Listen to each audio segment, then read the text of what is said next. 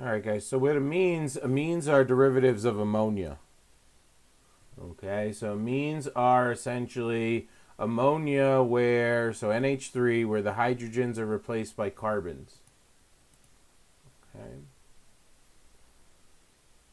So if we check out the first slide, all right, now how we determine whether I'm a primary, secondary, or tertiary is a little bit different than how we do it with an alcohol. With an alcohol, you look at the carbon that's bonded to the hydroxide and how many carbons it's bonded to.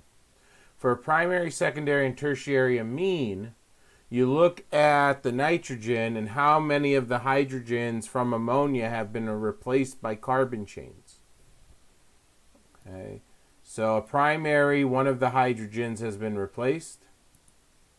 A secondary, two of the hydrogens have been replaced.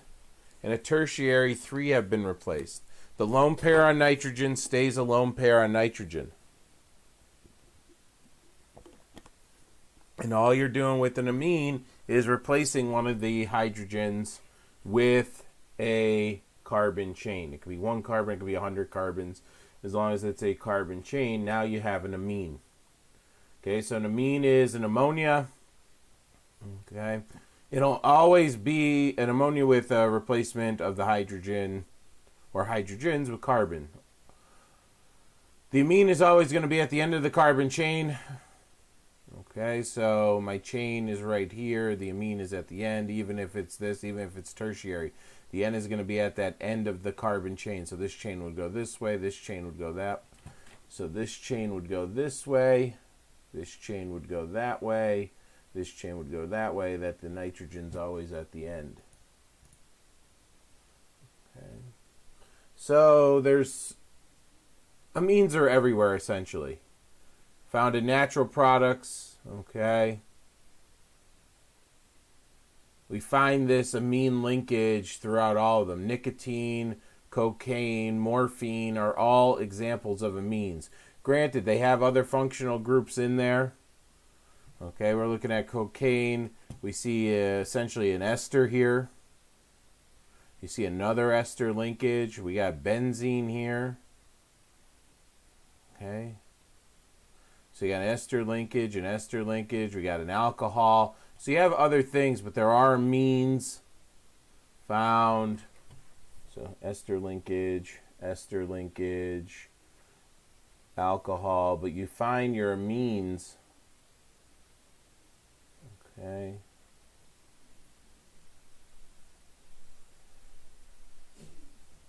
Right here. Now, if we look at essentially,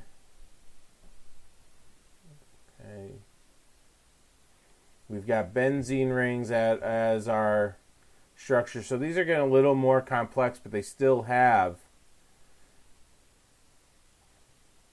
that amine group in there. Okay.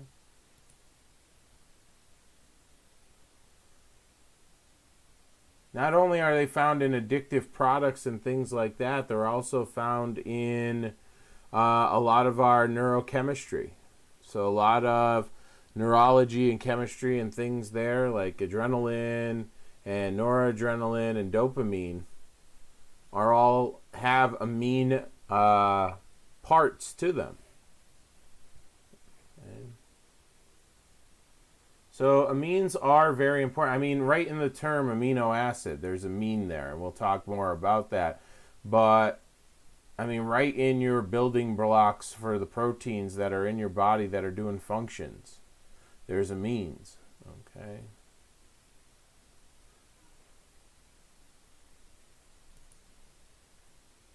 So let's talk about what our amine looks like, okay? Our amine has 4 domains, 1 unpaired domain or non-bonding domain, and 3 bonding domains.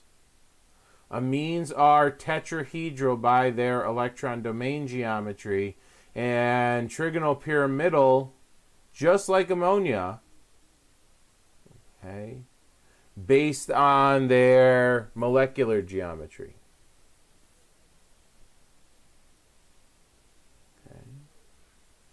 Now, if we follow the Lewis definition of acid-base, since an amine has a lone pair of electrons,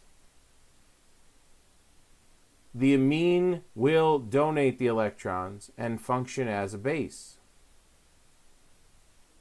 Okay. So on the left-hand side here, we're looking at essentially an amine. It's got a lone pair.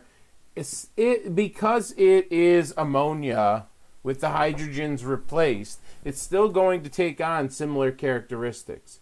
Yes, the carbons are going to cause a little bit more steric hindrance. Therefore, the trigonal pyramidal angles aren't going to be as the same degree as if they were all hydrogens, but we'll still get that shape. It does have a lone pair. That lone pair could still pick up a hydrogen. We could still create the conjugate acid of the base. And since it has a lone pair, it could act like a nucleophile and look for positively charged things. Now, does nitrogen really want to look like this? No. Or this? No. But can it with that lone pair? Sure. It can use this lone pair and make a coordinate covalent bond with the carbon or with the hydrogen. Chlorine takes the electrons, becomes fully negative charge, and we end up with something that looks like this. So my amines can act like a base, which is essentially functioning as a nucleophile. It's donating electrons following the Lewis definition. Lewis definition, bases of donating electrons, acids are electron acceptors. Okay. So how strong are amines? In the grand scheme of things, they are weak bases. Okay. They are weak bases.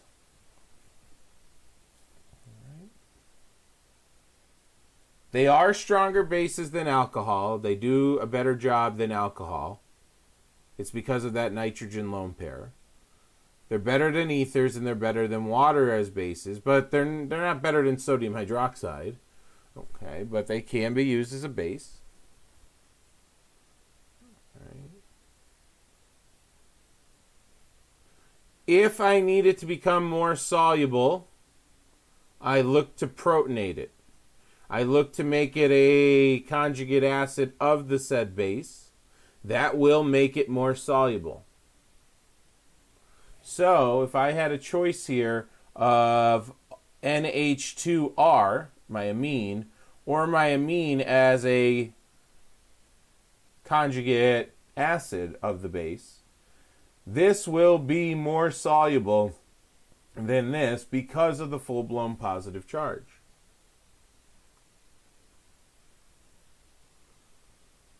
Amine placed in water will create hydroxide. This is why it's a base. It is a base. It attacks this hydrogen here. It takes that hydrogen away, leaving me with OH minus and the conjugate acid. There's a Kb, a dissociation constant for it. The majority of it's going to be a low Kb number, which means I'm going to have a high pKb. It's going to be low because the majority of it stays whole. It's not really soluble. All right, and really doesn't want to dissociate as much. But it will create some hydroxide and some conjugate acid.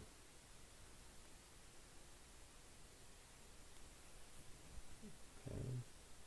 It has a higher pKa because of, again, this is just the conjugate acid reacting over here. So they are weak bases, but they're pretty, I don't want to use the word strong, but I guess we could. They are stronger weak bases than a lot of my other weak bases. Let's put it that way. All right, so let's talk about and go over again, how do we name amines? Well, there's multiple ways of naming amines. Okay. I think the easiest way to name an amine is this way. Take your chain, add YL, and add the word amine. But we'll look at all of them. And this is specifically for primary amines.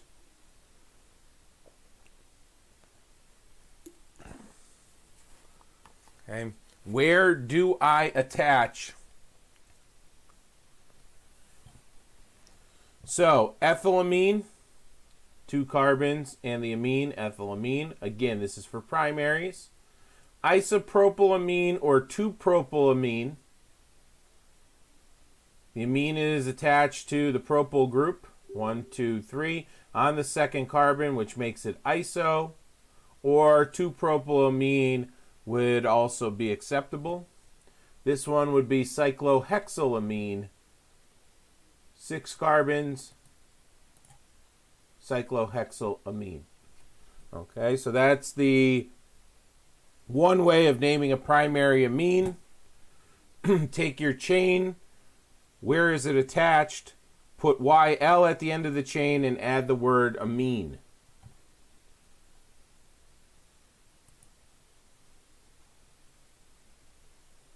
So what about this one? Okay, another way of naming a primary amine. It's a primary. There's only 1 carbon attached to it. Find the carbon parent chain, use the suffix amine. Same thing. So we got 1, 2, 3, 4, 5, 6, 7. So we got hept. On 4 and 6 is a dimethyl group.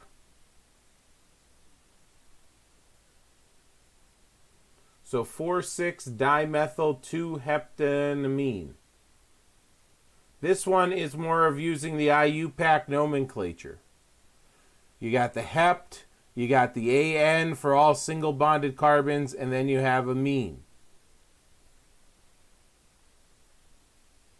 This also works if there's more side chains off the permanent chain.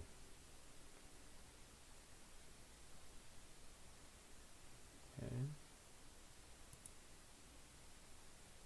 There's also another term that you see more with a little biochem and things like that.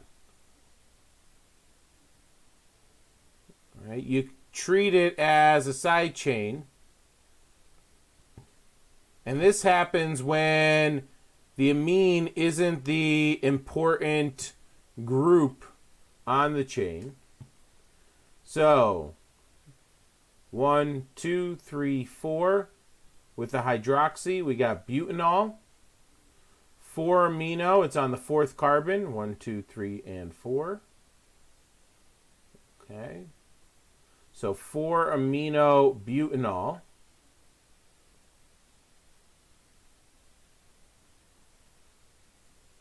If you called this, okay, 1-hydroxy, I'm trying to do it in my head here because it's weird. 1-hydroxy 4-butanamine, you're technically right.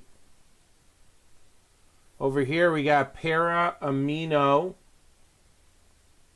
benzoic acid. So here's benzoic acid, and we're going to treat this as the side chain, para-amino benzoic acid. All of these are acceptable ways of naming your amines.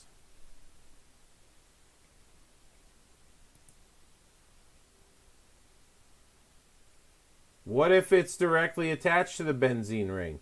Well, we know that from our benzene chapter as aniline.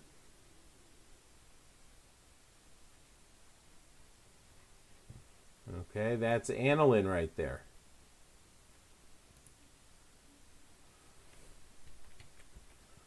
And if we add functional groups to it,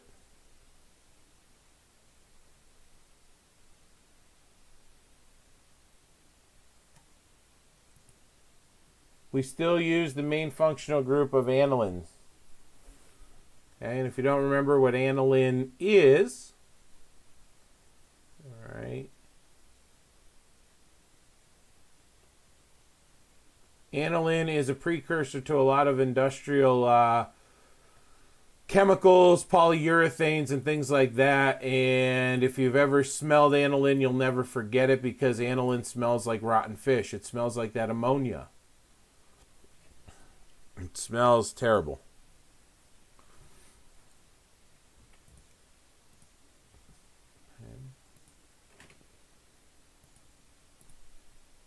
All right, well, what if we had secondary amines?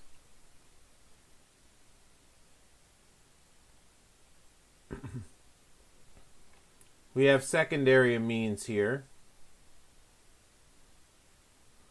Or even we have tertiary as they have right here. So again, there's multiple ways that we can get away with naming secondary and tertiary. Again, I like the YL endings personally. That's just me. Again, you'll see them multiple ways. So what do we do here? I've got a methyl group, I've got an ethyl group, I got a propyl group. Alphabetically, ethyl, methyl, propyl, amine. The second one there, I've got two ethyl groups, so we can get away with diethylamine. Okay.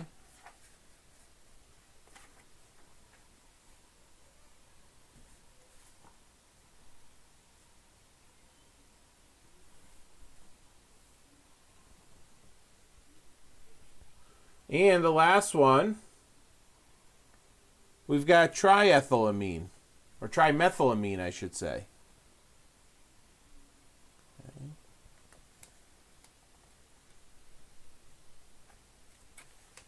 So you have all your different amines there. This is a way of naming your secondary and tertiary amines.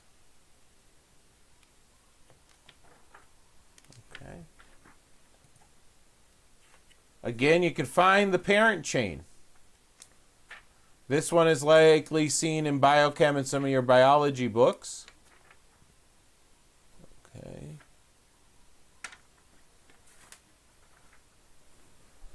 Where you take the parent chain, which is hexane,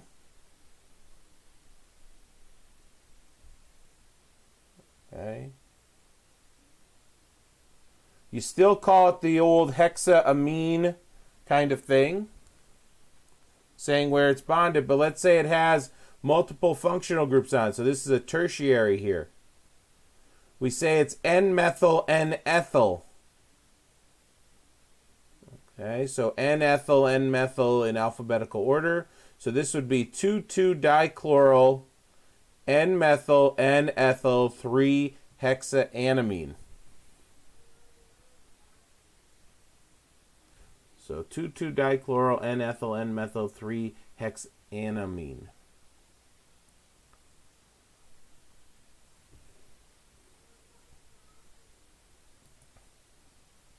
Okay. So those are a couple ways of naming our amine groups if they are primary, secondary, tertiary. Any questions on that? If you're looking for extra practice on this stuff, guys, naming and nomenclature, chapter 22 in the book, page 890.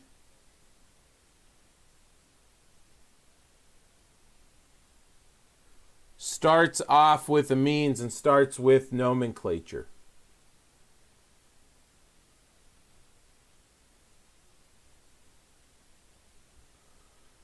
So like we mentioned before, amines are sp3 hybridized.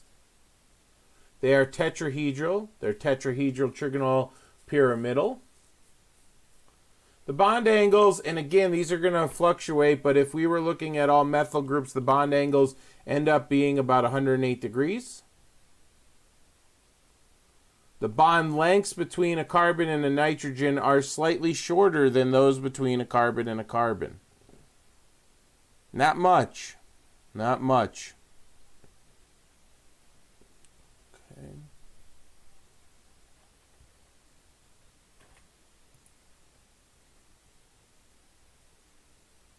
I could end up being chiral, but usually not observed.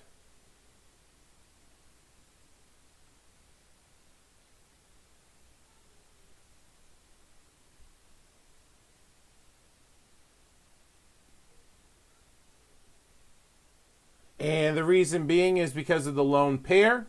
Even if I'm bonded to 3 different substituents, the lone pair counts as my 4th substituent, but it's really not bonded to 4 different things. I'm bonded to 3 substituents and a lone pair. So even though in theory I'm sitting there and saying, well, I am bonded to 4 different things, or I have 4 different things surrounding my sp3 hybridization, I'm really not chiral because that lone pair isn't really a bond. So that's why it says chirality is possible but not observed.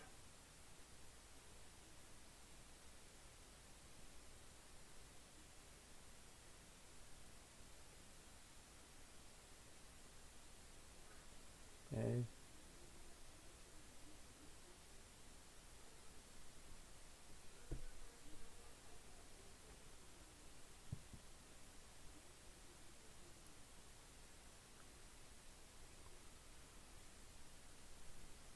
Can the lone pair move to the chain surrounding the nitrogen? If it did, Dylan, then the nitrogen would be very, very, very unhappy because it wouldn't have the magic happy 8 around it.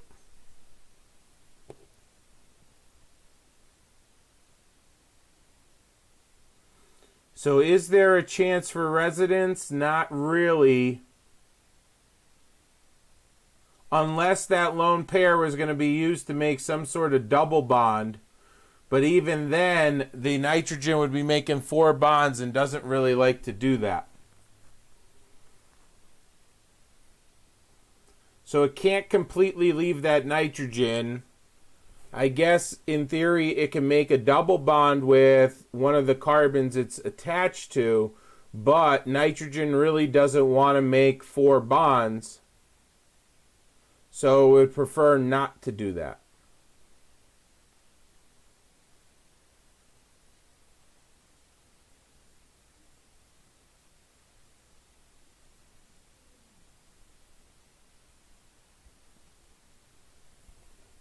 If that makes sense.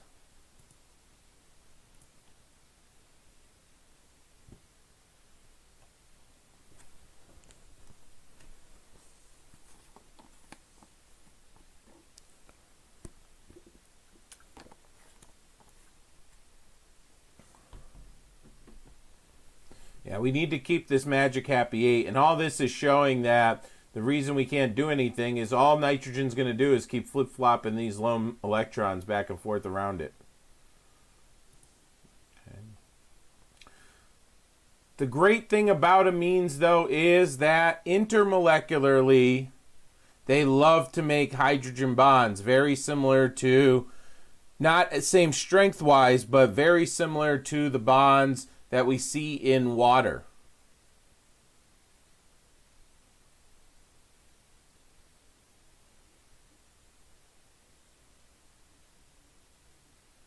So a couple of facts to take away from my amines. Number 1, they love to make hydrogen bonds. Number 2, if their carbon chains are shorter than 5 carbons. 5 carbons seem to be the magic number with amines.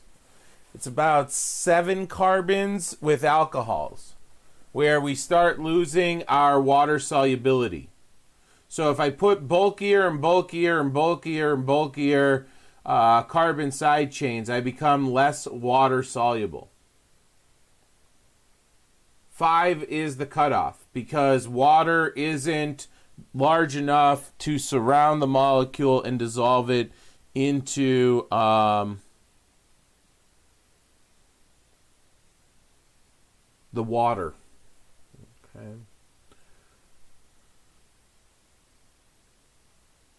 So we make hydrogen bonds. 5 carbons is the cutoff, usually for water solubility. And primary and secondary amines, when they form their hydrogen bonds, these bondings increase their boiling point.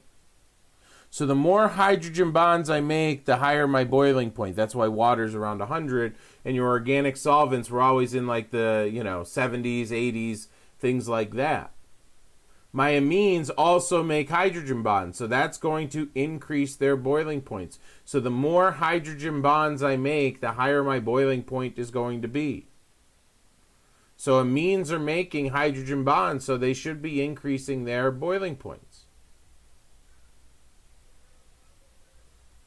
Tertiaries aren't listed here. Why aren't tertiaries listed here? The reason tertiaries aren't listed here, take a look down here.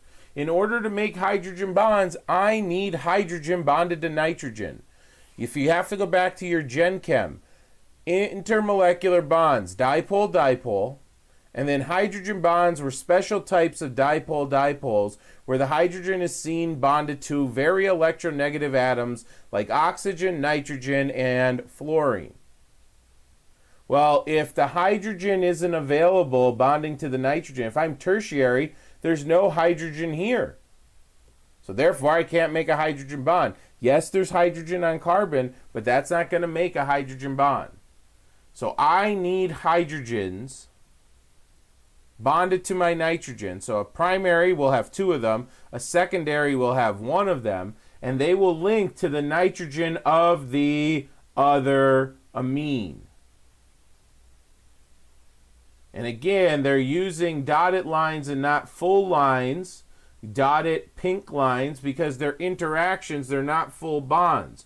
What's drawing this hydrogen is that this hydrogen is partially positive. This nitrogen is partially negative. Okay? And that's what's linking them together. Why is this partially negative? Well, because this is a polar covalent bond, this is more electronegative, this is winning the tug of war for the electrons. Okay. So what about our properties of our amines? I know, that looks fantastic, right? Well, putrescine and cadaverine, okay, are two amines. They're actually diamines. And amines smell. They stink. The smell of rotting flesh or a decaying animal is the combination of putrescine and cadaverine.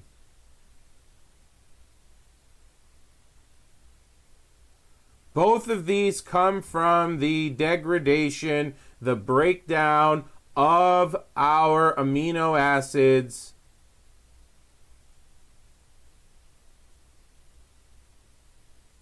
after death.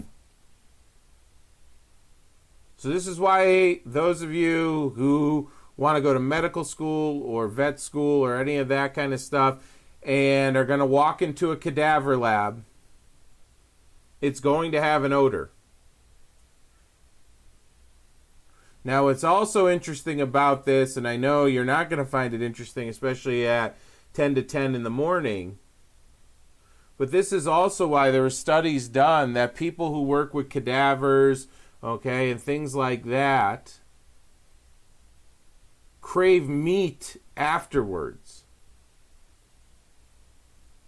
That smell of being in that decaying amino acid is shown, which is interesting, has been shown, in some people to trigger the want or desire for eating hamburger or something afterwards. Which is interesting to go back if you're going to do natural selection and go back in time and people eating, what were our ancestors eating, to survive. Finding carcasses and things like that, smelling that decaying meat would most likely attract us to that. And maybe we still have that sensory buried deep somewhere in there. Okay.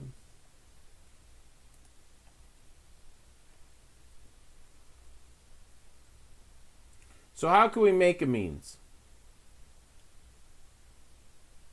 Well, there's multiple ways to make amines.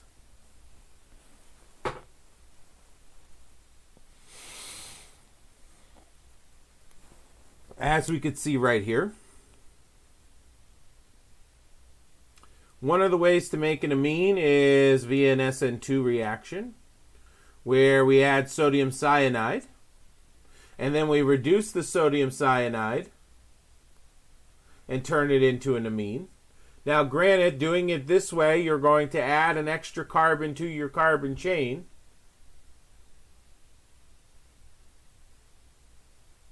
To make your amine, but again, you are going to make an amine. We can start with a carboxylic acid. Go through a process of adding the ammonia group directly to it, and then reducing the carbonyl carbon to get our amine.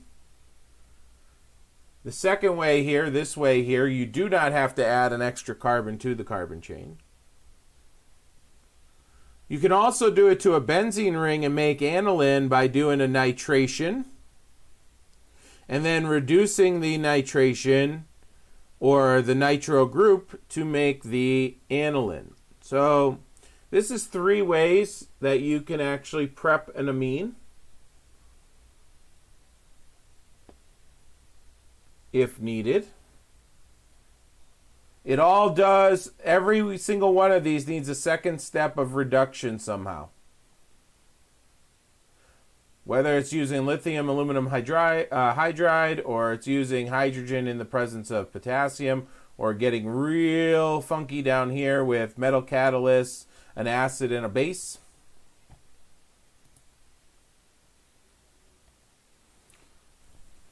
Okay.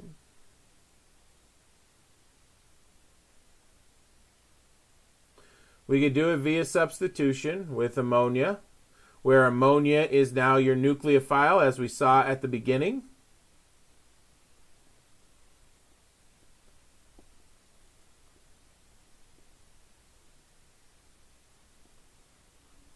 We use 2 parts of ammonia, and we can create our amine.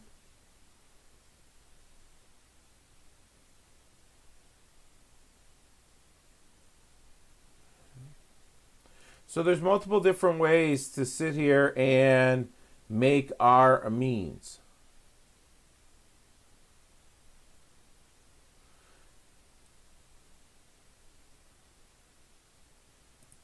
Now, some of these start making something called azides. Okay. An azide is essentially 3 nitrogens bonded together,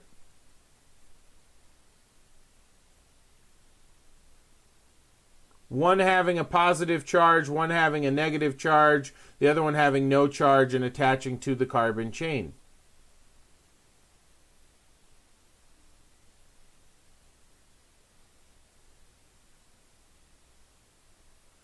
Azides have a special property that they are explosive. So creating azides and doing stuff like that to end up with amines at the end is a very sensitive reaction, because you have to take into account that your byproduct or intermediate during the process is essentially going to be an explosive. In order to start it, you basically have a halide that you treat with a metal nitride, usually sodium or potassium. And then it goes back to the reduction, but this intermediate of 2-phenyl ethyl azide, here's my azide, is an explosive intermediate.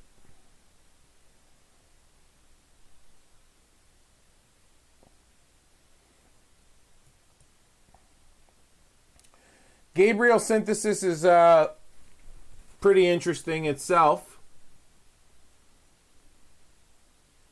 You use something called potassium phthalimide, and you could do a reaction to get an amine. Multiple steps. No, I'm not going to ask you the mechanism, but you should know what the starting material is for Gabriel synthesis. You should know what you end up with at the end. But I'm not going to ask you the step-by-step mechanism of what Gabriel synthesis is for primary amines.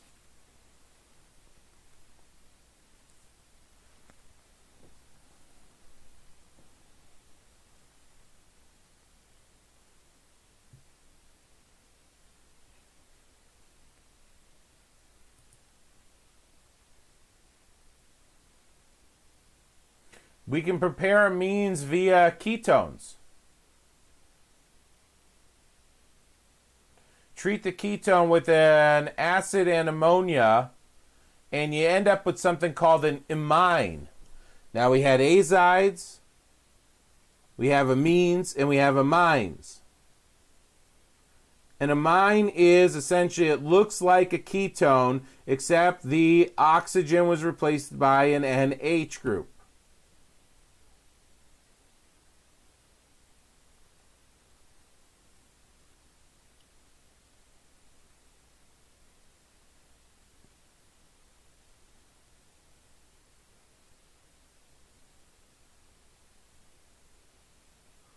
One of the classical organic syntheses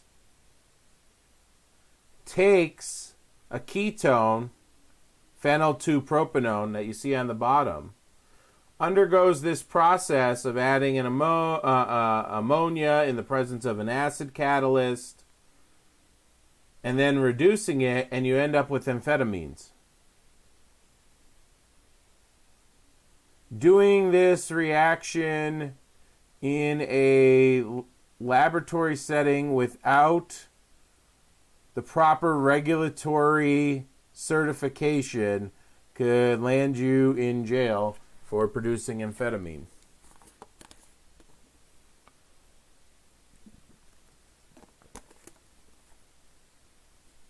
So amphetamines are the process of essentially amination and reduction of a ketone.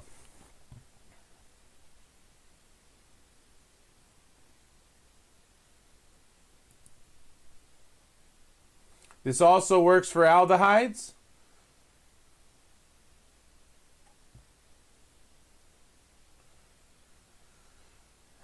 Yes.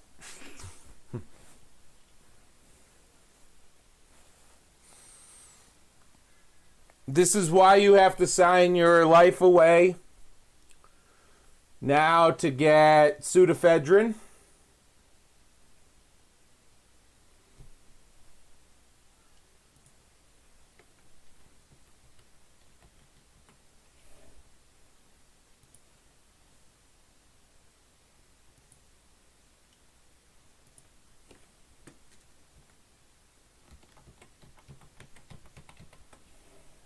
And this is why it could be easily made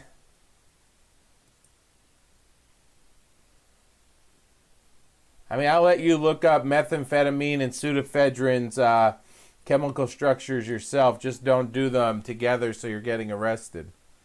But this is why you can do it with basic chemicals from around the house.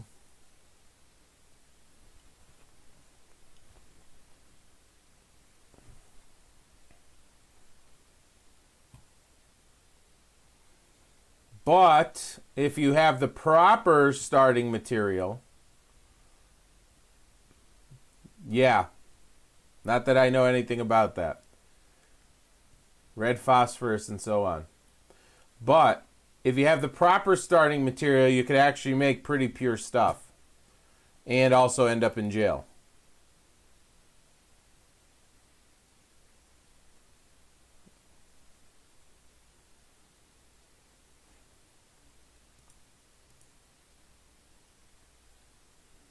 So, what could our ketone do?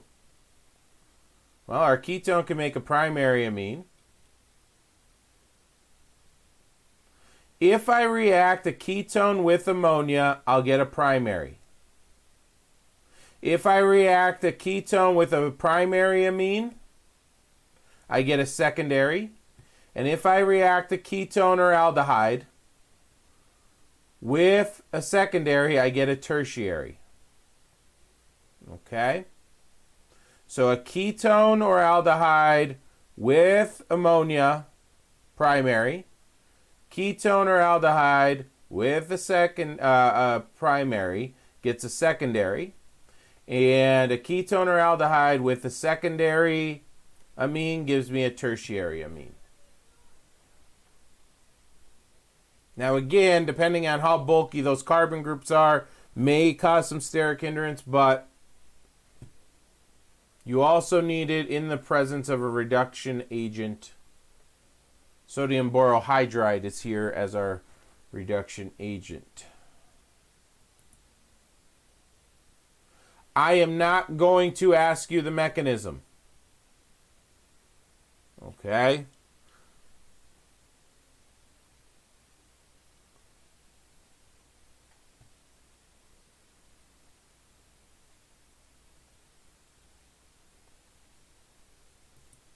But there it is if you need it.